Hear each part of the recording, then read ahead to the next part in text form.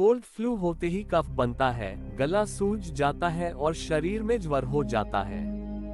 यह शरीर की प्रतिरक्षा प्रणाली का परिणाम है।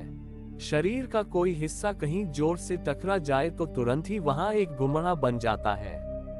चोटल टिश्यूज की मरम्मत के लिए हजारों कोशिकाएं वहां भेज दी जाती हैं। तुरंत, तत्क्षण, किसी अन्य मदद आने के बहुत पहले। कोई घाव हो तो देखिए वह धीरे धीरे सूखता है।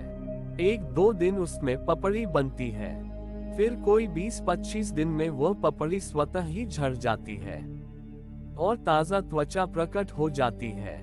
एक बहुत ही कौशल से भरा, सजग और ध्यानस्थ चिकित्सक हमारे भीतर मौजूद है। वह बोलता नहीं है, उसकी भाषा संकेत है। अगर जरा सी उठ बैठ में थकान लगे तो यह संकेत है कि शरीर को विश्राम चाहिए। भूख का कम लगना संकेत है कि शरीर को अल्प आहार चाहिए। ठंड लगे तो कुछ ओढ़कर शरीर को ऊष्मा दी जाए। वह भीतरी डॉक्टर बोलकर नहीं बल्कि संकेत की भाषा में सजेशन देता है। कब क्या खाना है, कितना व्यायाम, कितनी ऑक्सीजन, कितनी धूप चाहिए, वह इशारा कर देता है। चाहे हृदय की चिकित्सा हो कि मस्तिष्क चिकित्सा, आहार नली का संक्रमण हो कि ओवरियन सिस्ट, दुनिया का सबसे काबिल डॉक्टर हमारा शरीर खुद ही है।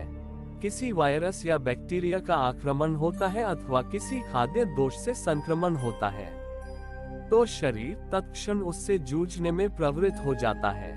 हमें तो खबर तब लगती है जब इस भीतरी युद्ध के परिणाम ज्वर, श्लेष्मा, कफ, ब्लगम, ठंड, कमजोरी के रूप में बाहरी शरीर पर उजागर होते हैं। अगर देह की सांकेतिक भाषा को सुनने का अभ्यास हो तो बहुत आरंभ में ही रोग का नाश किया जा सकता है। चाहे कितना ही जटिल रोग क्यों न हो, उपचार की सर्वोत्तम व्यवस्था शरीर में ही मौजूद है।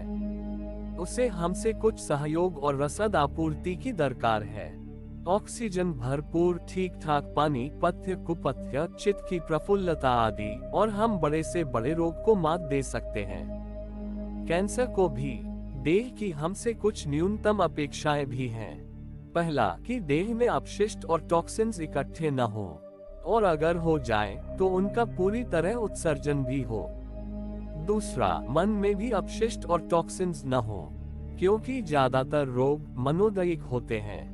पहले विचार बीमार होता है, फिर शरीर बीमार होता है। विचार बीमार है तो जीने के ढंग में नुक्स होगा।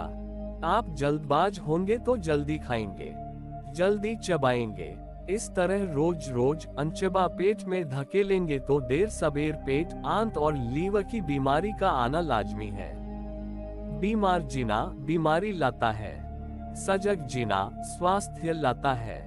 सजगता का अर्थ सिर्फ खाना पीना और सोने उठने में सजगता नहीं है, बल्कि धनाकांक्षा, दिखावा, कामुकता, संसाधन जुटाने की हवस, ऐसे हर मनोभाव और प्रवृत्ति के प्रति सजगता है।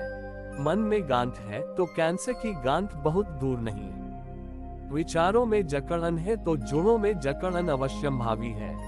देह और मन की सफाई हर रोग का खात्मा है।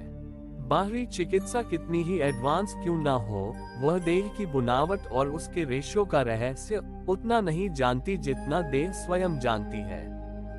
बाहरी चिकित्सक कितना ही अनुभवी और योग्य क्यों न हो, शरीर में मौजूद परम चिकित्सक के सम्मुख अभी विद्यार्थी ही है। देह को सहयोग करें और वह अपनी चिकित्सा स्वयं ही कर लेगी।